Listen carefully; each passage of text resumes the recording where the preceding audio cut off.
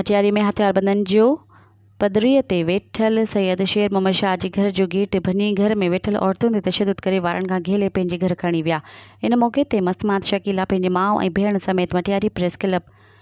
ते एहतजाज कंदे मीडिया अॻियां दहाईंदे चयो त आउं पंहिंजे घर वेठी हुयसि त मटियारी जे मंशियात फरोशन बाबू बघड़ आशिक ऐं ॿिया 5 ॼणा मुंहिंजे घर में घिड़ी मूंखे सख़्तु मारकुट करे कोट वारी मस्जिद भरिसां बाबू बघड़ जे घर वठी मूं ते तशदुद कयो, जेका दांह मूं SHO मटियारी खे ॾिनी, पर मटियारी पुलिस जवाबदारनि खे गिरफ़्तार करण बदिरां जवाबदारनि जी साथारी बणियल आहे। SSP मटियारी ऐं ॿिनि वसवारनि खे पुरज़ोर अपील कयूं था त मथां जवाबदारनि गिरफ़्तार करे मूं सां इंसाफ़ कयो वञे। ॿी सूरत में आउं पंहिंजे पाण मथां पेट्रोल हारी नियाणी समेत पाण खे बाहि ॾींदसि, जंहिंजा ज़िम्मेवार बाबू बघड़ आशिक बघड़ SHO मटियारी हूंदा। मज़ीद ख़बरनि ऐं तफ़सीलात लाइ विज़िट कयो असांजी वेबसाइट www.awamiNewsHD.com ऐं ॾिसंदा रहो अवामी न्यूज़ HD।